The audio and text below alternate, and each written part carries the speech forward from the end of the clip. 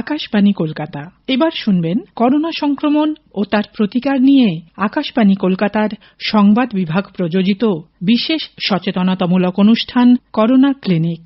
আজকের অতিথি মনোরোগ বিশেষজ্ঞ ডক্টর জয়দীপ আচার্য। আজ শুনবেন সাক্ষাৎকারটির তৃতীয় পর্ব। চতুর্থ তথা শেষ পর্ব আগামীকাল। সাক্ষাৎকার নিচ্ছেন সঞ্জয় দত্ত। ডক্টর আচার্য, অনেকে বলছেন যে করোনা সংক্রমণ হলো, তার থেকে তিনি সুস্থ হয়ে গেলেন, আপাতভাবে নেগেটিভ এলো, কিন্তু তারপরে আমরা দেখছি যে কিছুদিন পরে হঠাৎ করে তার এমন একটা কোনো রোগ দেখা দিল, হঠাৎ একটা স্ট্রোক হলো বা কিছু হলো, মানুষটি মারা গেলেন। এইটা কিন্তু মাঝে মাঝে ঘটছে, বেশ কিছু ক্ষেত্রে আমরা এরকমটা দেখতে পাচ্ছি। এটার কারণটা কি? এটার ব্যাপারে এখনো খুব যে স্পষ্টভাবে জানা গেছে তা নয়, কিন্তু একটা জিনিস স্পষ্ট, করোনা ভাইরাস যদি নেগেটিভ হয়েও যায় তারপরেও করোনা ভাইরাসের প্রকোপটা শরীরে থেকে যায়। তার কারণ করোনা ভাইরাস রেসপিরেটরি অর্গান, মানে হচ্ছে আমাদের ফুসফুস এবং শ্বাসনালী ছাড়াও অন্যান্য জায়গাগুলোকেও এফেক্ট করছে। বিশেষভাবে আমাদের জিআই সিস্টেম, মানে হচ্ছে গিয়ে হজম শক্তি উইক করছে, লিভার, তারপরে হচ্ছে গিয়ে আপনার হার্ট, এগুলো সবকিছুর উপরেই সমানভাবে একটা এফেক্ট তৈরি করছে। কিন্তু কোন মানুষের ক্ষেত্রে কোন অর্গানটা এফেক্টেড হবে সেটা জানাটা খুব ডিফিকাল্ট। এবারে এই যে এফেক্টটা করোনা ভাইরাস থেকে সেরে ওঠার পরেও সেটা পারসিস্টেন্ট থাকছে, এটাকে বিভিন্ন সভ্য দেশে নাম দেওয়া হচ্ছে যে পোস্ট করোনা সিমটমস আর কি। এবারে এই পোস্ট করোনা ফিচার্স যেটা বিভিন্নভাবে এসে মানুষকে এফেক্ট করছে, সেটার মধ্যে কারুর ধরুন হার্ট অ্যাটাক হচ্ছে, কারুর ধরুন স্ট্রোক হয়ে যাচ্ছে। তার কারণ একটা হতে পারে যে কোয়াগুলেশন প্রোফাইলটাকে ভীষণভাবে এটা এফেক্ট করছে। মানে আমরা জানি যে স্ট্রোক মানে হচ্ছে ব্রেনে রক্ত খুব, যেটাকে বলে প্রপার সার্কুলেশন যদি না হয় ব্লাডের, তাহলেই আর কি আমাদের একটা সেরিব্রোভাস্কুলার অ্যাক্সিডেন্ট হয়।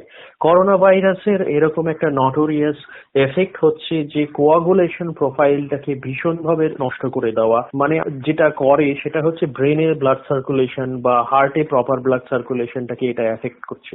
এই জায়গাটায় আমার একটাই বলার যে আমাদের ইন্ডিয়াতে এইমসে অলরেডি স্টার্ট হয়ে গেছে, সেটা হচ্ছে যে পোস্ট করোনা ক্লিনিক, মানে যাদের করোনা হয়েছে এবং তারা ডিসচার্জ হয়ে বাড়িতে চলে গেছে, তাদের জন্য করোনার পরবর্তী সিমটমস যে কি কি সমস্যা হচ্ছে বা কোন জায়গাটা তার এফেক্ট করছে সেই ধরনের ক্লিনিক শুরু হয়েছে। আমার ধারণা আমাদের পশ্চিমবঙ্গেও হয়তো হয়েছে, কিন্তু যেহেতু আমি পশ্চিমবঙ্গে সম্প্রতি শুরু হয়েছে একটা শুনেছি আমি। আমাদের প্রাইভেট হসপিটালগুলোতেও বিভিন্ন জায়গায় এই ধরনের পোস্ট করোনা ক্লিনিক স্টার্ট হয়ে গেছে।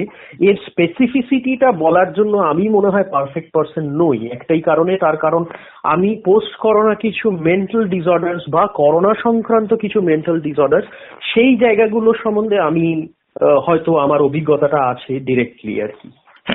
আপনার ক্ষেত্রেই তাহলে আমরা একটু কথা বলি। সেটা হচ্ছে একজন মানুষের করোনা হলো, তারপরে সেই করোনা হওয়াতে তো তার একটা মানসিক একটা আঘাত তার উপর আসছেই। সেই করোনার সময় আপনি কি দেখেছেন, সেই পেশেন্টের মানসিক অবস্থা কিরকম থাকছে এবং পোস্ট করোনা পিরিয়ডে বা তার মানসিক অবস্থা কেমন থাকছে? আমি এটাকে খুব সহজভাবে যদি বলি, একটা হচ্ছে করোনার আগের ফেজ যার করোনা হয়নি, একটা হচ্ছে করোনা যার করোনা হয়েছে এবং সে বর্তমানে করোনায় ভুগছে, আরেকটা হচ্ছে যে যার করোনা হয়ে গেছে, সে রিকভার করে গেছেন, তার কি কি সিমটমস হচ্ছে। এই তিনটে ধরনের লোকেরই মেন্টাল সিমটমস যদি আমি একটু যতটা গুছিয়ে বলতে পারি তাহলে হয়তো মানুষের আইডিয়া করতে সুবিধা হবে। আমি বলতে চাইছি যে ধরুন যার করোনা হয়নি, কিন্তু এই যে আমাদের মিডিয়া, তারপরে বহু এরকম জায়গা আছে যেখানে করোনা সংক্রান্ত প্রচুর তথ্য দেওয়া হচ্ছে, সেই তথ্যগুলো মানুষ কিছুটা বুঝতে পারছেন, কিছুটা সঠিকভাবে বুঝতে পারছেন না। তার ফলে মানুষের মধ্যে একটা প্যানিক সৃষ্টি হচ্ছে এবং এই যে করোনা ভাইরাসটা কি, বা এটা হলেই মরে যাবে, বা এটা যদি কারোর হয়েছে তার আর নিস্তার নেই, প্রচুর অর্থ নষ্ট হয়ে যাবে, সেই যে চিন্তাটা বারংবার মানুষের মধ্যে আসছে, তার থেকে মানুষের এক ধরনের অ্যাংজাইটি নিউরোসিস বা আমরা বলতে পারি জেনারেলাইজড অ্যাংজাইটি ডিসঅর্ডার বলে একটা রোগ বা প্যানিক ডিসঅর্ডার, এই ধরনের রোগ তৈরি হচ্ছে। এরকমও ইনস্টেন্সেস আছে যে মানুষের হালকা জ্বর সর্দি হয়েছে এবং তার রক্ত পরীক্ষায় গেছে আর কি করোনার জন্য, তার মধ্যে সে ওই স্প্যানে সে এতটাই প্যানিক করেছে যে সে সুইসাইড কমিট করেছে। এরকম ঘটনাও হয়েছে। এবারে এইখানে আমার বলার একটাই বক্তব্য, সেটা হচ্ছে যে মানুষের করোনাকে ভয় পাওয়ার কোনো কারণ নেই। কিন্তু করোনার বিষয়ে সঠিক তথ্য নিয়ে এবং সঠিক সরকারের সঙ্গে সঠিকভাবে যোগাযোগ করে প্রপার পদ্ধতিতে কি কি ট্রিটমেন্ট করার প্রয়োজন, সঠিক সময় কি কি টেস্ট করার প্রয়োজন, সেগুলো করা উচিত। এর প্রসঙ্গে আমি আরো একটি কথা বলতে চাই, সেটা হচ্ছে করোনাটাকে একটা স্টিগমা হিসেবে অনেকেই ধরছে। মানে অনেকে ভাবছে যে আমার করোনা হলে কাউকে জানাবো না, তার কারণ আমি জানালেই সাথে সাথে আমাকে ধরে নিয়ে চলে যাবে, এমন একটা জায়গায় রেখে দেবে যেখান থেকে কোনো মানুষের সঙ্গে যোগাযোগ করতে পারবো না বা কারুর মুখ দেখতে পারবো না। এই আতঙ্কের থেকে মানুষের মধ্যে যদি কোনো সিমটমস আর্লি স্টেজে আসেও তখন সে ওটাকে চেপে যাচ্ছে এবং তার কোনো সঠিক পদ্ধতি সেটাকে টেস্ট করার জন্য সে নিচ্ছে না, বা টেস্ট করলেও সেটা কাউকে জানাচ্ছে না। এতে সামাজিক ক্ষতি এবং সে মানুষেরও ক্ষতি, কারণ যত তাড়াতাড়ি সে গিয়ে প্রপার প্রসিডিওরটা ফলো করবে। এখন ডাক্তারবাবুরা বিভিন্ন ধরনের ওষুধপত্র ওভার টেলিকনসালটেন্সিও দিচ্ছে। মানে আমার করোনা হয়েছে, আমি সঠিকভাবে আর কি প্রশাসনের সঙ্গে যোগাযোগ করলাম, সে ওখান থেকে একজন ডাক্তারবাবু আমাকে ফোন করে ঘরে আমাকে কি কি ওষুধ খেতে হবে, কি ধরনের খাবার খেতে হবে, সেগুলো সবটাই গাইড করে দিচ্ছে। সেটাও যদি করা যায় আমার মনে হয় তাতে 95% লোক সেরে যাচ্ছে। নেক্সট আমি বলি, যখন করোনা হচ্ছে সেই সময় যেটা হয় সেটা হচ্ছে যে করোনা হয়েছে, আমি হয়তো নাও বাঁচতে পারি, আমি বাঁচবো কি বাঁচবো না জানি না, আমি আর বাড়ির লোককে দেখতে পারবো না, আমি হসপিটালে রয়েছি, আমি ফিরে যাব কিনা, এই সময় একটা সিভিয়ার প্যানিক সৃষ্টি হয়। ওই সময় ডাক্তারবাবুরা বিভিন্ন ধরনের ওষুধ দিয়ে স্ট্রেসটাকে কমানোর চেষ্টা করে এবং এটা খুব ন্যাচারাল। কিন্তু ওইখানে ওষুধপত্র দিয়ে যেরকম করোনার চিকিৎসা হচ্ছে তেমনি মেন্টাল সাপোর্ট দেওয়ার জন্য ওষুধ, তার সাথে সাথে হচ্ছে কি আমাদের কাউন্সিলর আছেন যেখানে সরকারের থেকেও নিয়োগ করা আছে, তারা গিয়ে টোটাল সাপোর্ট দেওয়া পেশেন্টকে, সেই প্রসেসটা ফলো করে যাচ্ছে এবং এতে অনেক পেশেন্টই উপকৃত হয়েছে, এটা আমি দেখেছি।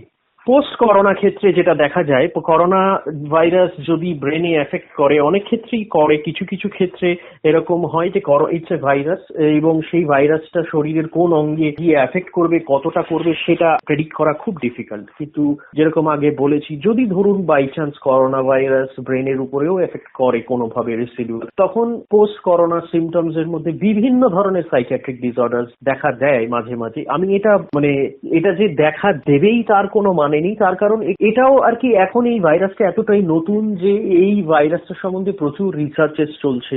আমি যদি বলি এখন যে হ্যাঁ করোনা হলেই এরকম একটা পোস্ট করোনা সিমটমস প্রচুর সাইকিয়াট্রিক ডিসঅর্ডার হবে, তাহলে মানুষের কাছে একটা ভুল বার্তা যাবে।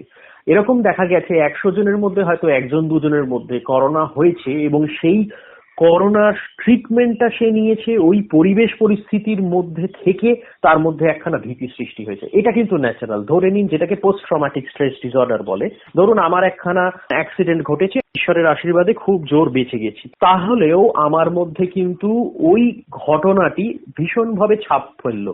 সেই সময় আমি তারপরে প্রায় 1 বছর আমি প্রায়ই আর কি ঘুমের মধ্যে আটকে উঠছি ভয় পেয়ে, বা বারবার ভাবছি আবার যদি ওরম হয়, আমি বাসে ট্রামে চলতে ভয় পাচ্ছি। ঠিক সেরকম মানুষের মনে হচ্ছে যে আবার যদি হয়, বা এই করোনা তো রিইনফেকশন সম্ভব, মানে হচ্ছে 3 মাস 4 মাস পরে আবার আমি আমার বডির ইমিউনিটি পাওয়ার যখন ডাউন হবে, মানে আমার বডির অ্যান্টিবডি যখন ওয়্যার আউট করে যাবে, তখন আবার করোনা হতে পারে।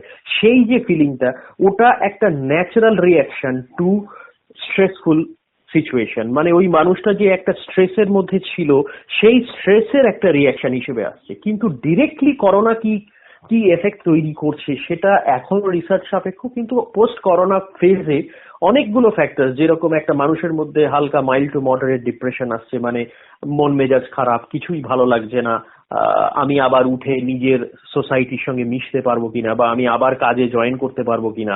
করোনা হওয়ার পরে একটা হালকা শ্বাসকষ্ট থাকে, একটু উইকনেস থাকে, সেই সংক্রান্ত একটা চিন্তা।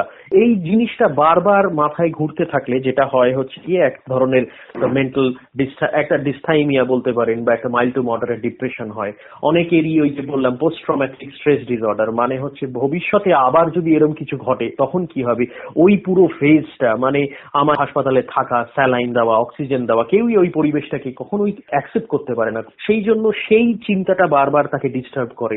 শুনলেন আকাশবাণী কলকাতার সংবাদ বিভাগ প্রযোজিত বিশেষ সচেতনতামূলক অনুষ্ঠান করোনা ক্লিনিক। আজকের অতিথি ছিলেন মনোরোগ বিশেষজ্ঞ ডক্টর জয়দীপ আচার্য। শুনলেন সাক্ষাৎকারটির তৃতীয় পর্ব। চতুর্থ তথা শেষ পর্ব আগামীকাল। সাক্ষাৎকারটি নিলেন সঞ্জয় দত্ত।